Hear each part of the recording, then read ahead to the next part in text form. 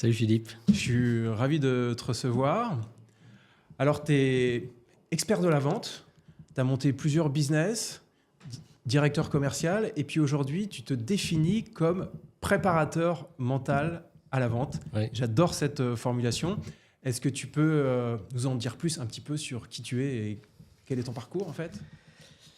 Qui je suis, tu l'as dit, hein, j'ai en fait eu une carrière qui a commencé comme... Moi, j'ai toujours été dans la vente, ça déjà, depuis toujours. J'ai toujours été dans la vente et je me suis toujours défini comme un vendeur et j'ai souvent ajouté fier de l'être. Parce que tu sais que la vente n'est pas forcément quelque chose qu'on aime beaucoup dans notre pays. Bon, moi, il s'avère que j'ai commencé en Allemagne. J'étais dans une grande entreprise qui n'existe plus, Feu Rhône-Poulenc pour les plus anciens, où j'ai vendu des produits. Alors, j'ai toujours travaillé en B2B et j'ai ensuite évolué dans une entreprise. J'ai pris une direction commerciale, comme tu l'as dit, d'une filiale française d'une entreprise allemande, également dans le B2B. Et ensuite, après un passage de 3 ans aux États-Unis en business développement pour cette entreprise allemande, j'ai décidé de me mettre à mon compte. Et donc, c'était en 2007. J'ai monté ma première entreprise, puis une seconde. Et depuis 3 ans, fort de toute cette expérience, les cheveux grisonnants puis blancs venant, j'ai commencé à me dire que... Et là, ça fait 2 jours que j'ai eu mon anniversaire. Je viens d'avoir 59 ans. Une espèce de besoin de... Il y a 2 choses. La première, c'est de comprendre mon process. Et... Parce que je savais vendre, mais je ne savais pas comment, ce qui faisait que je savais vendre. Okay. Et ce process, je l'ai appris en faisant un podcast qui s'appelle La Voix de la Vente, où je raconte des histoires de vente de 5 minutes chaque jeudi. Et ça m'a aidé en fait à réfléchir à ce qu'était mon process. Et une fois que j'ai compris ce qu'était mon process, je me suis formé au coaching et à la préparation mentale, en préparation mentale pour sportifs. Et j'ai appliqué tous ces principes, PNL également. J'ai appliqué tous ces principes pour devenir en fait ce que j'appelle préparateur mental à la vente. Ok, génial. Et alors, qu'est-ce qui te passionne autant dans la vente ou le mécanisme de la vente? C'est quoi le... Tu me dis, j'ai toujours fait ça et je revendique le fait d'être un vendeur. Qu'est-ce qui fait que ça t'anime autant? Alors l'humain au départ. En fait, je suis un passionné d'humain. Oui, mais alors la plupart des gens, ils ne font pas le lien entre l'humain et la vente. Au contraire. Donc comment toi tu le fais en fait? C'est une affaire c'est une affaire d'humain. En fait, moi j'ai une définition très simple de la vente. La vente, c'est persuader quelqu'un qu'on a une solution à son problème. Et j'ai dit persuader, j'ai pas dit convaincre. Persuader, ça veut dire que tu prends, c'est pas simplement des arguments. On dit souvent les arguments de vente, convaincre, le vendeur doit convaincre. Convaincre, c'est le mental. C'est-à-dire, tu convaincs avec des chiffres, tu convaincs avec des faits. Moi, je dis persuader parce que, malgré ce que dit Descartes, on est corps et esprit. Et dans le corps, il y a le cœur. Et persuader, c'est ajouter de l'émotion. Tu ne vends pas si tu ne fais pas de l'émotion. Et l'émotion, c'est typiquement humain. Donc moi, ce qui me passionne là-dedans, c'est la relation avec l'humain, comment entrer en relation avec l'humain. Donc j'adore ça. En fait, j'adore les humains, j'adore les histoires d'humains. Je trouve que c'est passionnant. Quelles que soient les histoires, quels que soient les statuts sociaux, les couleurs de peau, etc. Je suis passionné par ça et j'adore persuader que j'ai la solution à leurs problèmes. Donc j'adore vendre. Ok. Alors persuader, certaines personnes pourraient encore penser que c'est de la manipulation. Moi, je préfère le truc influence, enfin la formulation influence positive. Est-ce que ça fait sens pour toi ou... Oui, bon après c'est de la sémantique. Hein. Moi, je mets derrière le mot persuader, prendre la dimension totale de l'humain, c'est-à-dire en fait, tu sais, c'est la fameuse représentation de l'iceberg avec la partie émergée et puis tout ce qu'il y a en dessous. Là, quand on est en train de se parler, on est en train de se parler avec des mots. Donc là, on est au-dessus de l'iceberg, c'est ce qu'on voit, c'est ce qui est en train d'être filmé, etc. Et puis, il y a tout ce qui se passe en dessous, ce que je suis en train de ressentir, ce que je suis en train d'émettre et que je ne contrôle pas véritablement, tout ce qui tourne autour de l'émotion. Et en fait, c'est comme ça que tu vas attirer des clients. La vente, c'est... Il y a 2 critères fondamentaux dans la vente, c'est donner envie et inspirer confiance. Donner envie, ça se fait quand même plus avec le cœur qu'avec le cerveau. Même si, bien entendu, les 2 sont liés. Okay. Alors, comment tu fais pour donner confiance et comment tu fais pour inspirer? Voilà, donc, Alors, donner envie, c'est déjà essayer. La première des choses, c'est écouter ton client. Alors, je sais que c'est bateau de dire ça et c'est presque une tarte à la crème, mais c'est très dur à faire. Véritablement écouter quelqu'un, c'est contre-intuitif parce que la première passion de l'humain, c'est lui-même. Donc, très souvent, chez les vendeurs débutants et même encore chez beaucoup de vendeurs confirmés, la première chose qu'ils font, c'est de parler d'eux. Et tu vois, c'est typiquement la phrase. Alors, je vais commencer par vous parler de moi, de mon offre, etc. C'est pas comme ça qu'on fait. Donc, la première des choses, c'est écouter et écouter sincèrement. Pour moi, c'est l'intention. C'est la fameuse expression, c'est l'intention qui compte. C'est vraiment l'intention qui compte. Il y a plein de gens qui font de l'écoute, qui font, comme diraient les jeunes, genre écouter. Donc, ils te posent 150 questions comme des mitraillettes. C'est un peu un interrogatoire Gestapo. Et ils pensent qu'en ayant fait ça, ils ont posé des questions, ils ont écouté. Ils n'ont rien écouté du tout. Il faut être sincère, en fait. Et il faut sincèrement t'intéresser à la problématique de ton client. Et si tu es sincère, si vraiment ça t'intéresse, à un moment donné, tu sauras lui dire « Oui, je dois pouvoir faire quelque chose pour toi », donc tu lui donneras envie, parce que ça va matcher, parce que ce que tu vas lui dire, ça va correspondre à ce qu'il t'aura dit auparavant. Tu vas répondre exactement aux problématiques qu'il t'a exprimées, voire celles qu'il n'a pas exprimées, mais que toi, tu as été capable de deviner parce que tu connais ton métier, parce que, etc. Donc c'est comme ça que tu vas donner envie. Et puis parfois, tu vas lui dire non, je peux pas vous aider parce que c'est pas mon domaine d'expertise. Si, par contre, je vous conseille de travailler avec Tartampion, Truc, Muchéo, d'où l'intérêt d'avoir un réseau de gens qui sont capables de faire des choses que toi, tu ne sais pas faire. Et ça, c'est aussi vendre, en fait. C'est semer une graine pour le jour où il se rappellera de toi et il te dira, tiens, lui, je lui fais confiance parce qu'il n'a pas cherché forcément ce jour-là à me vendre son truc. Par contre, je suis bien content qu'il m'ait conseillé de travailler avec Philippe parce que Philippe, là, lui, il était pile poil dans mon offre. Enfin, dans ce que je recherchais. Ouais, ce que je retiens, c'est s'intéresser vraiment à l'autre et essayer de le comprendre. Oui. Ok. De le comprendre et de ressentir même parfois ce qu'il n'exprime pas. C'est ça le bon vendeur. Ouais, c'est là que ça fait, pour moi, c'est là que ça fait le lien avec le coach. En fait. Bah oui. Voilà. Oui. Et c'est pour ça que ma conviction, c'est que les coachs ont un potentiel énorme pour être des bons vendeurs, quoi, en fait. Oui. Oui, sauf qu'il y a une différence fondamentale entre le vendeur et le coach. C'est que dans le coaching, la vente a déjà été faite. Oui. Donc, tu t'occupes à 100% de ton client. Et tu cherches à l'aider à se connaître lui-même, etc. Dans la vente, le but du jeu, c'est quand même au final de vendre. Donc, à un moment donné, tu dois quand même persuader, enfin je reviens à ça, persuader la personne que tu vas pouvoir répondre à trouver la solution, apporter la solution à son problème. Okay. Et alors, c'est à qui tu t'adresses essentiellement ? Alors, je m'adresse essentiellement à tous les gens qui disent « Moi, la vente, c'est pas mon truc. Je n'aime pas vendre. » Tous les gens qui ont des appréhensions par rapport à la vente. Donc ça, c'est une grosse partie. Donc il y a énormément de solopreneurs, en fait, tout ce qu'on appelle les solopreneurs, c'est-à-dire des gens qui se lancent dans un business, quel que soit le business, et qui ont oublié un détail, c'est qu'à un moment donné, il va falloir vendre, parce que tu ne développes pas un business si tu ne sais pas vendre, ou si tu ne fais pas acte de vente.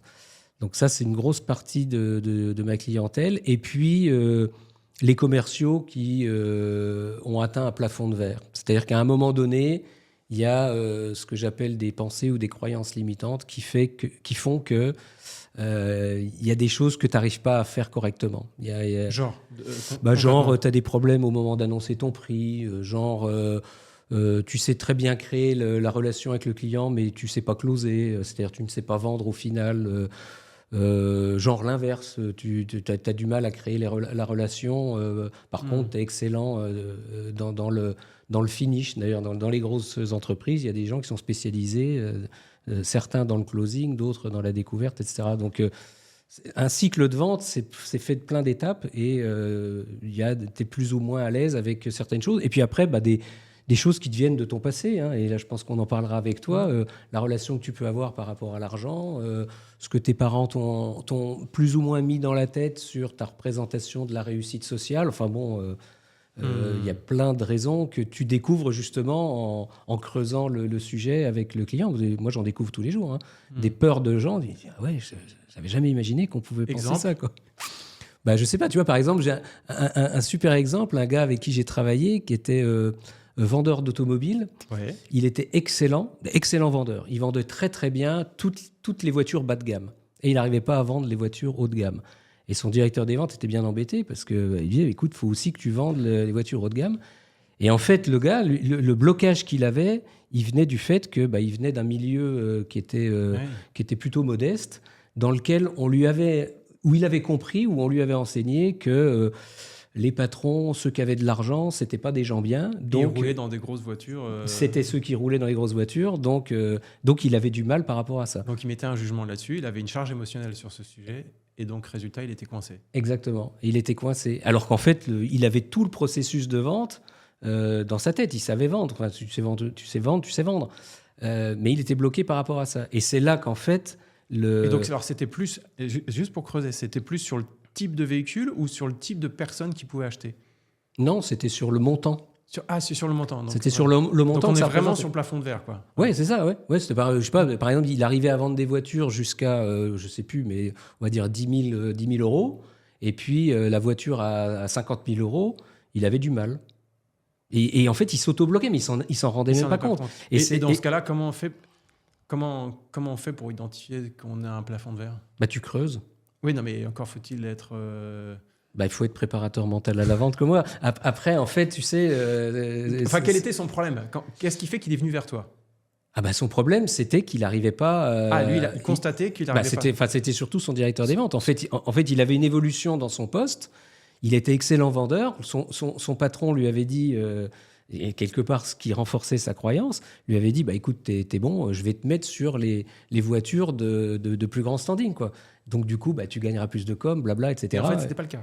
Et lui, en fait, il s'est retrouvé à devenir mauvais, piètre vendeur. Et donc, le directeur commercial s'est dit, faut faire quelque chose. Et voilà, nos chemins se sont croisés. Et on a décoincé ça, finalement, assez rapidement, quoi. Et ça, c'est vraiment c'est quelque chose d'assez fréquent, en fait. Et c'est un rapport à l'argent, en fait, et à la réussite. Et alors, les gens qui viennent te voir, ils ont déjà conscience qu'ils ont ce problème? Donc, non. Alors, ils viennent te voir avec quel problème, en fait? Je ne sais pas vendre. Je ne sais pas vendre. Donc, ils ont déjà conscience qu'ils ont un problème avec la vente. Tu sais, tu en as vite conscience. Quand tu es solopreneur et que tu n'arrives pas à attirer de clients, tu t'en rends compte. Donc, ils sont... oui, en général, j'ai du mal avec la vente, j'ai peur de vendre, c'est pas évident pour moi, je suis pas fait pour ça, je suis pas un vendeur. Enfin bon, voilà. Oui, il y en a beaucoup qui pourraient se cacher derrière. Je vais utiliser des outils, je vais utiliser des stratégies, etc. Oui, mais au bout d'un moment, les stratégies et les outils, elles ont leurs limites en fait. Et c'est d'ailleurs la problématique de la formation. C'est les limites à un moment donné de la formation. Ce vendeur dont je te parlais dans l'automobile, il avait toutes les ficelles, entre guillemets, du vendeur. Il savait parfaitement comment on vendait. Il savait closer, il savait parler aux gens, il savait créer du lien, il savait tout ça. Tu me confirmes que les techniques de vente ne servent à rien, entre guillemets, ne sont pas suffisantes. Ne sont pas suffisantes. Ne suffisent pas. Si derrière, il y a quelque chose qui te retient dans... oui. Okay. Ouais. Et ça, mais c'est quelque chose que... Là, on parle de la vente, mais tu as la même chose dans le sport. La fameuse peur de gagner, c'est ça. Tu as ça dans le sport, tu as ça dans la performance en général. Et la vente, c'est un acte où tu dois avoir une certaine performance et tu le payes cash. Enfin, je veux dire, t'attends pas 6 mois pour te rendre compte si tu es bon ou mauvais vendeur. Enfin, tu le vois tout de suite, quoi. Ouais, sûr. Donc les gens viennent avec cette problématique-là qui est parfois pas du tout explicitée et qui provient de pensées, enfin de croyances, de choses dont ils se sont persuadés eux-mêmes, quoi. D'accord. Et alors comment concrètement tu aides, tu guides, tu accompagnes ces gens, ces personnes? Eh bien, écoute, c'est alors moi, je dis c'est creuser, en fait. C'est-à-dire que j'interroge les gens, j'apprends à les connaître. Moi, j'ai un gros avantage, c'est que, ce que je disais tout à l'heure, j'adore l'humain. Donc, je m'intéresse à eux. En fait, je m'intéresse à eux tout simplement. Donc, t'es qui, tu fais quoi, ça se passe comment, c'est dans quel environnement. Alors, je veux pas rentrer trop dans la technique, mais pour ceux qui sont initiés, je me sers beaucoup de ce qu'on appelle l'échelle de Diels, en fait. Ouais. Donc, je laisserai les auditeurs aller voir sur Internet ce que c'est, où ça me permet, en fait, de situer la personne dans son environnement, le type de comportement qu'elle a, puis rapidement, on arrive sur les croyances, les valeurs, les capacités également. Et donc, on fait une espèce de questionnement autour de tout ça. Et à un moment donné, parce que l'humain adore parler de lui-même, donc les gens, à un moment donné, ils se lâchent. Moi, j'ai une grande capacité, c'est que je sais créer une relation de confiance assez rapidement, enfin même très rapidement. Et ça, c'est fondamental. Tu pourras nous expliquer comment tu fais ? Je suis qui je suis. Mais je crois qu'en fait, ça vient tout simplement de ma sincérité. En fait, je suis sincère avec les gens. Je m'intéresse sincèrement à eux. Enfin, je reviens toujours là-dessus. C'est ça qui fait que je crée la confiance. Je ne triche pas, en fait. Je m'intéresse aux gens. Donc, du coup, comme je m'intéresse à eux, je leur pose des questions qui, pour eux, deviennent pertinentes. Et donc, à un moment donné, il y a un truc qui sort. Qu'est-ce qui fait que tu fais comme ça ? C'est comment ton process ? Là, tu as réussi ça. Tu as fait comment ? Et je leur fais découvrir, en fait, leur propre façon de faire. Et tu sais, c'est cette fameuse image de Michel-Ange là, qui expliquait que quand il voyait un bloc de marbre, en fait, il voyait déjà la statue dans le bloc de marbre et il enlevait toutes les scories pour faire sa sculpture. Je fais pareil, en fait. Les gens ont ça en eux. Tout le monde sait vendre. Tout le monde sait vendre à ça en soi. Est-ce que tu peux le redire là, pour que tout le monde entende ? Tout le monde sait vendre. Tout le monde sait vendre. Et il faut juste, à un moment donné, faire comme Michel-Ange, en fait. Enlever les scories, enlever ce qui bloque. Et c'est quoi les plus grosses scories, ce qui est le plus résistant La peur. Et la peur de quoi ? La peur de l'échec, en fait. La peur de rater. La peur du non. Donc c'est la peur du rejet ? Ouais, la peur du rejet, ouais, c'est ça, ouais.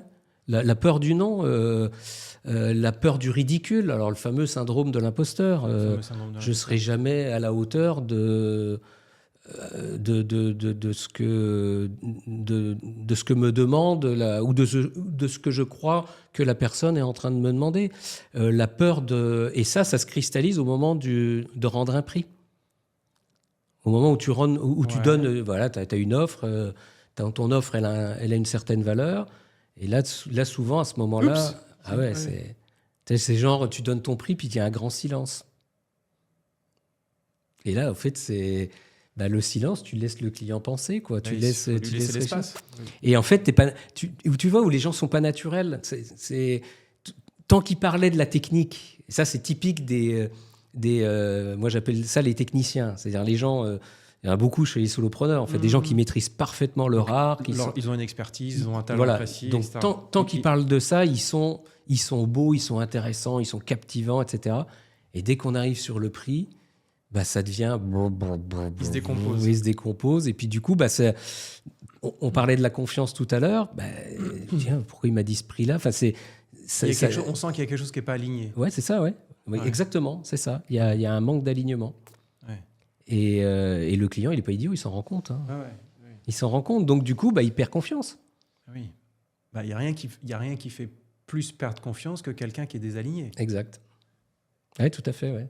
Il y a deux signaux différents, donc tu dis, c'est lequel quel est le signal qui est juste, quoi, en fait.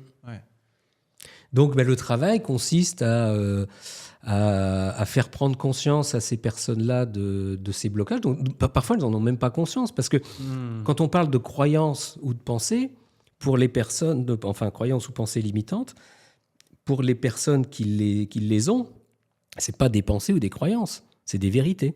C'est comme ça. Je ne sais pas vendre. Ils n'imaginent même pas que c'est une croyance. Ah non, c'est des vérités. C'est leur modèle du monde. En fait. Et oui, et ils vont t'expliquer que je ne sais pas vendre. Qu'est-ce qui te fait dire ça ? J'ai jamais vendu de ma vie. Tu n'as jamais vendu de ta vie. Donc tu es seul sur cette planète, tu n'as pas d'amis, tu n'as pas de parents, tu n'as pas d'enfants. Si, mais c'est quoi le rapport ? Tu as forcément à un moment donné vendu quelque chose à ces gens-là. Tu leur as vendu une idée, tu leur as vendu, ne serait-ce que le soir, tu as envie d'aller au cinéma, ta femme a envie d'aller manger une pizza. lequel des deux va gagner? Il y a un acte de vente. Tu vas avancer des arguments, etc. Ah oui, mais c'est pas pareil. T'en es sûr? Et là, la personne commence à réfléchir. Ah oui, c'est vrai. Et puis voilà. Et puis petit à petit, bah, ça se Ouais, fait. parce que toi, tu dis, là, pour toi, la vente, c'est un acte de persuasion. Bah oui, c'est un acte de persuasion. Ouais. Ok. Oui. Persuader quelqu'un que j'ai la solution à son problème. Donc, si tu veux vendre, bah Oui, déjà. certains vont te dire, oui, mais je me fais l'avocat du diable. Oui, Oui, vas-y, je oui, t'en mais il y a prie. un prix à cette persuasion, puisque dans la vente, il y a quand même un échange de valeur. Oui, bien sûr. Oui, bah, tu payes, tu travailles pas pour la gloire. En fait, bien entendu, il y a un prix. Il y a un prix à payer, d'ailleurs. Mais ça, le prix, il est en adéquation du service rendu. Quelqu'un qui a l'impression que son problème est insoluble va être prêt à payer très cher un service que tu vas lui rendre. Je suis absolument d'accord. Qu'est-ce qui fait qu'aujourd'hui, on achète un iPod ou un iPad, enfin les produits d'Apple, à 1000, je ne sais pas combien ça coûte, mais 1500, 1600 euros, parce que les gens sont persuadés que sans ça, leur vie sera différente. Ils se font même la queue quand le nouveau produit sort à la sortie des magasins. Parce que cette entreprise a été capable de les persuader qu'ils avaient la solution à leur problème. La solution à leur problème, c'était pas téléphoner ou faire des vidéos, c'était plein d'autres choses. Et toute la problématique... Cette phrase, elle est très simple, mais rien que la fin, tu peux faire des dissertations de 4 heures dessus. C'est quoi le problème ? C'est quoi en fait le véritable problème, où on appelle ça parfois besoin? Moi, j'y crois pas trop au besoin. Moi, je pense plus à l'envie. Et l'envie, elle est liée à une problématique qu'on a. La problématique, c'est pas forcément celle qui est exprimée. Tu vas acheter une voiture, tu achètes par exemple une voiture de luxe. Moi, je pense que l'envie vient nourrir un besoin, mais ça, c'est... L'envie vient nourrir un besoin, oui. Donc en fait, le fond du fond, c'est un besoin, en fait. Oui, mais tu as parfois, par exemple, tu rentres dans un magasin pour acheter un pantalon, et puis tu sors du magasin avec un pantalon et un pull, tu n'avais pas du tout besoin de pull, c'est parce que tu as eu envie de l'acheter. Parce que la vendeuse t'a dit qu'il allait super bien avec la couleur de tes yeux, par exemple. Elle t'a donné envie. Oui, mais... Tu n'en avais pas besoin du pull. Oui, tu en avais déjà besoin... 50 dans ton armoire. Et même au Oui, contraire. mais tu avais envie de te mettre en valeur. C'est un besoin de... Enfin, ça répond à un besoin de se mettre en valeur. Oui, voilà. Non, mais après, on peut jouer sur les mots. Voilà, on peut jouer sur le... Mais en fait, tout est là. C'est quoi le problème? Et le bon vendeur, c'est celui qui est capable de trouver le véritable problème du client. Okay, qui n'est pas forcément... C'était ça l'exemple de la voiture de luxe. Quand tu prends une voiture de luxe, ton besoin ou ta problématique, c'est pas de te transporter. C'est pas de te déplacer d'un point A à un point B. Non. Donc, si toi, tu as une problématique par rapport à ça, par rapport au statut social, parce que, pour reprendre l'exemple de mon vendeur de tout à l'heure, tu n'arriveras pas à vendre la Mercedes parce qu'on t'en voit même pas l'intérêt. Tu n'en vois pas l'intérêt, ok. Et alors, pour revenir à toi, ta propre solution, donc tu aides tes clients à prendre conscience, et ensuite, c'est suffisant? Ah bah non, ils en prennent conscience. Et puis après, il y a de la mise en action. Donc, il y a un accompagnement, préparation mentale à la vente. C'est prise de conscience, première étape. Deuxième étape, qui n'est pas d'ailleurs une des étapes, il n'y a pas de premier et de deuxième, c'est définition d'un objectif, mise en place on trouve des solutions. Donc, du coup, on va trouver des solutions différentes puisqu'on a eu une prise de conscience de certain nombre de choses dont on n'avait pas conscience auparavant. Et puis ensuite, et surtout, je dirais, mise en action. Donc, expérimentation. Et là, on retombe dans ce qu'on appelle l'effectuation. C'est-à-dire, tu vas apprendre à vendre comme tu as appris à marcher. C'est-à-dire, tu marches, tu tombes, tu marches, tu tombes, tu marches, tu tombes. Et en fait, c'est accepter ça. Comme c'est une nouvelle épreuve pour toi, c'est une nouvelle discipline pour toi, tu dois le faire... c'est développer une nouvelle compétence comportementale. C'est ça, oui. Et la meilleure façon d'apprendre, et ça c'est typiquement la façon d'apprendre de l'humain, c'est je fais des erreurs, j'accepte que je fais des erreurs, je comprends les erreurs que je fais et je les corrige. C'est comme ça que tu apprends en fait. Et la vente en particulier. Oui. Moi je fais souvent le parallèle avec le monde du sport, c'est comme ça que tu apprends. Pareil. C'est quand tu vas apprendre un nouveau mouvement, typiquement en kitesurf, en fait, tu commences par faire plein d'erreurs, et puis à force, tu affines le geste avec de moins en moins d'erreurs, et puis ça finit par passer. Et c'est souvent pas intellectuel, en fait. Ce qui est surprenant, c'est que plus tu réfléchis, moins ça fonctionne, et plus ton corps l'intègre comme quelque chose de naturel, plus ça devient... C'est un peu comme... Le meilleur exemple c'est souvent quand tu apprends à conduire la première fois, tu réfléchis, alors je débraye, je passe la vitesse, etc. Ouais, c'est ça. C'est compliqué, et puis après, ça devient un automatisme, et c'est justement parce que c'est un automatisme que c'est fluide. Ouais. Mémoire procédurale. C'est le système 1 et le système 2. Mais oui, non, mais c'est exactement ça. Et en fait, et le parallèle avec le sport, il est parfait. Cet automatisme, tu vas réussir à le développer parce que tu t'imposes une discipline. Et dans la vente, alors on a souvent l'image du vendeur à la one again, qui a toujours le bon mot, la bonne réponse, etc. Non, la vente, c'est un process et c'est une discipline. Et c'est ça qui fait qu'on arrive à un résultat. Il y a une façon de procéder. Et cette façon-là, elle est différente chez toi, elle est différente chez moi, elle est différente chez plein de gens. Et chacun doit trouver son propre style. La vente, c'est avant tout un état d'esprit. Et alors, c'est quoi cet état d'esprit ? Moi, je reviens toujours à la même chose. C'est s'intéresser sincèrement à la personne et avoir envie de faire quelque chose pour elle. Sans tomber dans le sauveur, je sais tout faire, je peux tout faire, etc. Mais c'est ça, c'est envie rendre service, c'est de prendre plaisir à faire ça. Et alors, qu'est-ce que tu dis à quelqu'un qui dit de toute façon, les vendeurs, c'est tous des arnaqueurs, c'est tous des manipulateurs ? Déjà, moi, je suis pas tellement dans les généralisations, donc déjà. Toi, non, mais la plupart des gens. Non, mais même de façon générale, même si on pourrait dire la même chose sur les politiques sont les je sais pas quoi sont ça. Donc ça, déjà, c'est nul, c'est ridicule. Oui, il y a des arnaqueurs, oui, bien sûr. Il y a en effet des brebis galeuses, comme partout, mais ils font pas long feu, en fait. Ils font pas long feu parce que. Au bout d'un moment, ils finissent par être rattrapés par la patrouille.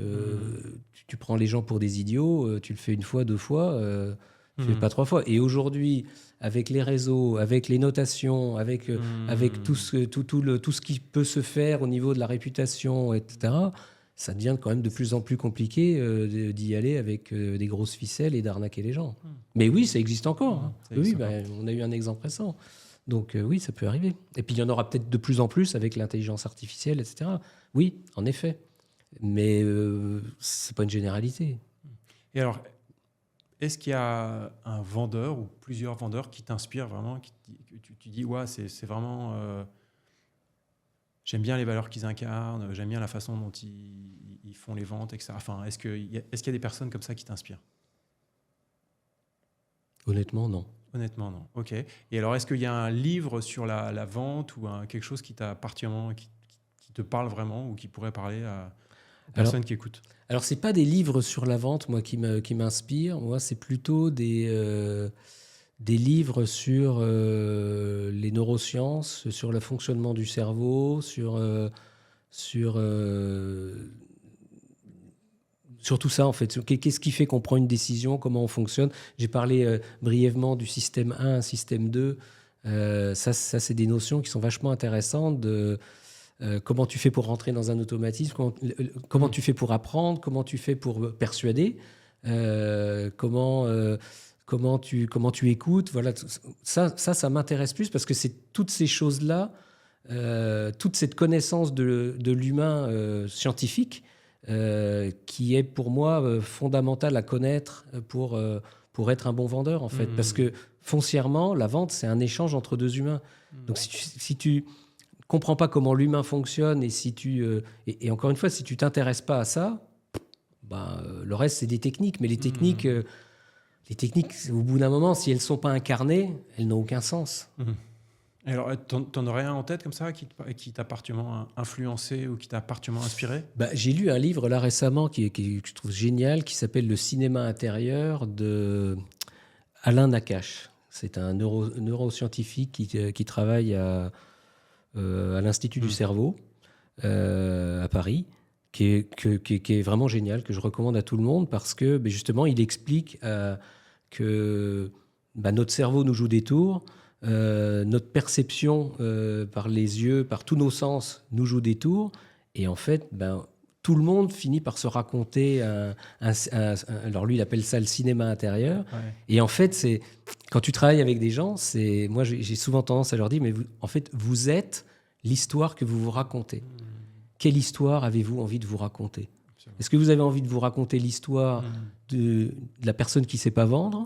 Est-ce que vous avez envie de vous raconter l'histoire du loser ? Ou est-ce que vous avez envie de vous raconter l'histoire de quelqu'un qui est bien dans sa peau, qui s'amuse dans la vie, qui rigole et qui a envie que ça dure le plus longtemps possible ?